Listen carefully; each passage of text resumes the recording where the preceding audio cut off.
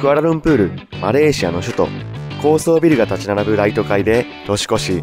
楽しいはずがドーハ界のトラブル発生。それでは2カ国目スタート。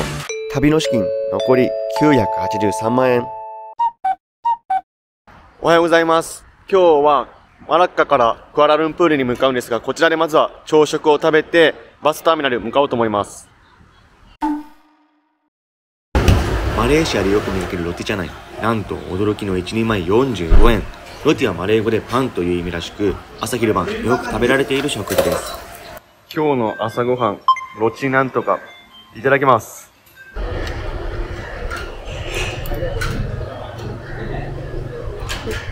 おいしい。やはり薄いナンみたいな形で、昨日よりカレーのタレは濃いめ、そしてドロッとしてます。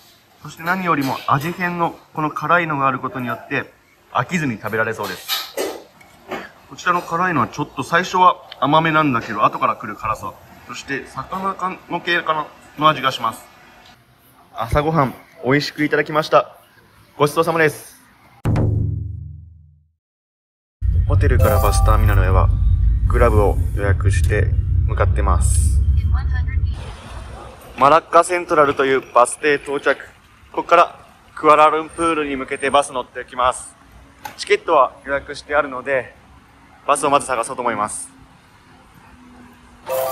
事前にチケットは買ってあるので、ここでおそらく発見できるのかなと思います。今、あそこのゲートからバス乗っていこうと思います。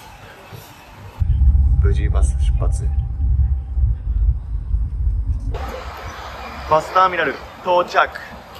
ここからクアラルンプールの中心街まで行って、ホテルまで行こうと思います。まずは電車乗ってみようと思います。クアラルンプールに来て、マラッカとちょっと違ってバスステーションもかなり綺麗で整頓されている印象です。カードが使えないみたいなので現金で買っていきます。コインが出てきたのでこちらで行けるみたいです。行ってみます。タッチしていくみたいです。よし。行きますか。こちらの電車で中心街まで向かおうと思います。さっき買ったコインをこちらに返却して退場するみたいです。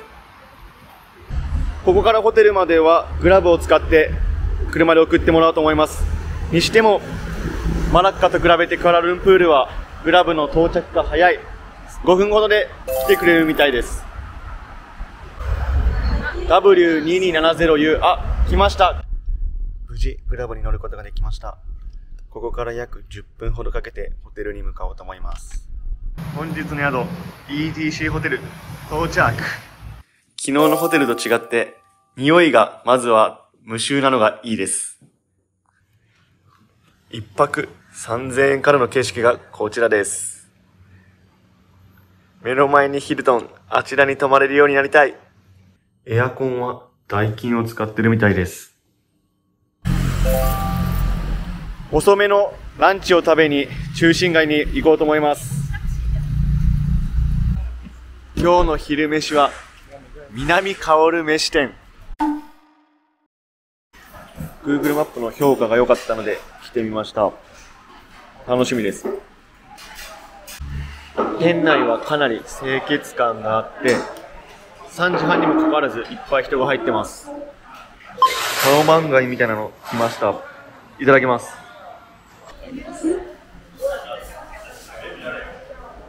うまい。蒸し鶏は皮もプリプリしていて、味付けもしょっからすぎなくてめちゃくちゃ美味しいです。サイドについていた生姜をその上に乗せて食べるとまたうまい。めちゃくちゃ美味しかったです。この旅行5日間ぐらいの中で一番美味しかったです。ごちそうさまです。ペンタンストリートを歩いてます。今日はカウントダウンが行われるということで、世界各国からいろんな国の人たちが来てるなという風な感じです。この目の前にあるでっかいビル、世界で2番目にでかいビルだそうでして、678メートルもあるそうです。クアラルンプールのどこにいても見えるぐらいでかいです。ちなみに2014年から作り始めて、2023年に完成したということで、約9年間も作り続けてたみたいです。ドリアンの匂いが街中ですると思ったらやっぱりここで売ってます。マレーシアの名所ツインタワー到着しました。にしてもでかい。約451メートルほどあって世界でもツインタワーとしては一番高いみたいです。中に入ってみると SK2 だったりユニクロ、そして伊勢丹もあります。さすが日本企業進出してます。カウントダウンまで体力が持たなそうなので一旦宿に帰って休憩した後戻ってこようと思います。車来ました。一旦休憩するために宿戻ってきました。部屋で休憩したので今から夜ご飯を近くのレストランで食べようと思います。久しぶりのビールいただきます。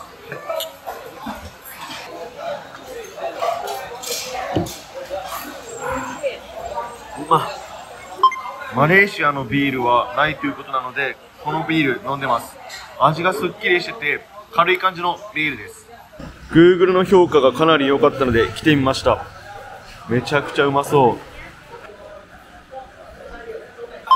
角煮はこの脂身が弾力があって美味しいです。そしてスープもあっさり意外としているのでどんどん食べれちゃいます。レタスの炒め物。レタスの炒め物はシャキシャキしてて美味しくて、この上にはガーリックフライが乗っかっていてまた美味しいです。これ鶏肉とあとはキクラゲ、そしてマッシュルームも入っていて醤油味とあとは生姜が効いていて美味しいです。2023年最後の飯いただきました。ごちそうさまです。完食。そして今歩いているのは服とか靴とかそういうのがすごくいっぱい置いてある広場を歩いてます。これから電車に向かおうと思います。チケット買おうとしたんですが現金の中でもコインしか使えなくてみんな困ってます。しかも受付の人もいないのでどうしようもないという状況です。みんなカウントダウンに行きたいのにここでの機械トラブルは正直つらい。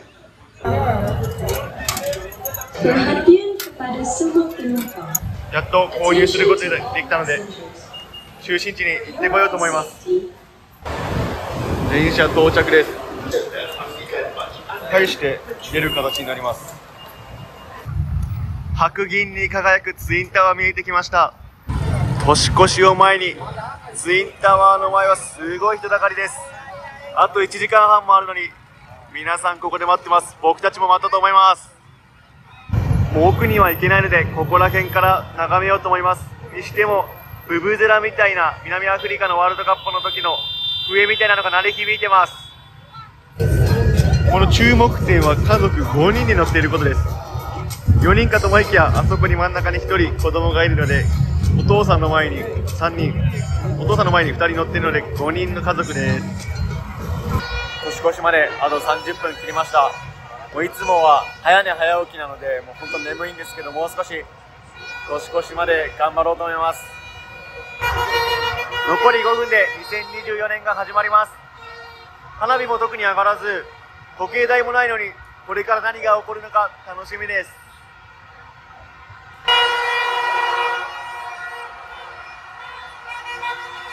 あと残り1分を切ってツインタワーが光り輝き始めました。さあ何が起こるのか。今何分？ハッピーニューイヤー！ 2024 年もよろしくお願いします。年越しがもう過ぎたはずなんですがとりあえずずっと光ってるみたいです。ライトアップはあったものの特にカウントダウンとか花火は上がらず終わるみたいです。ブブゼラはここで売っていたみたいです。これがかなりうるさい。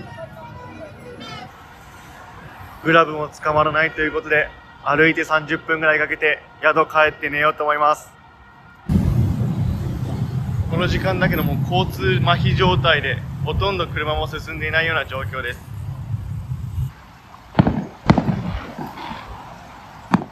ツインタワーでは花火上がらなかったけどあっち側では花火上がってるみたいです。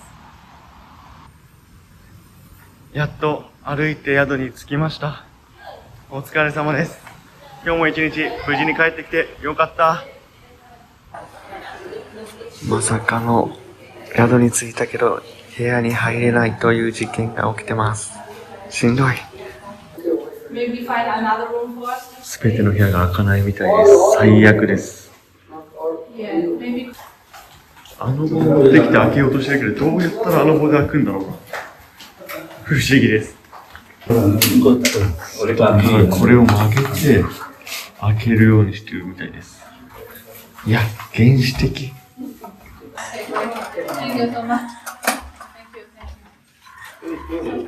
開いたわ。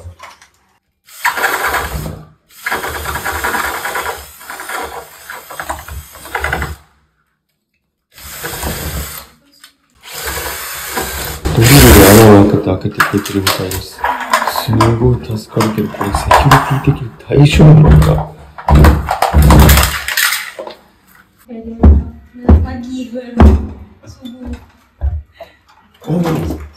Thank you very much.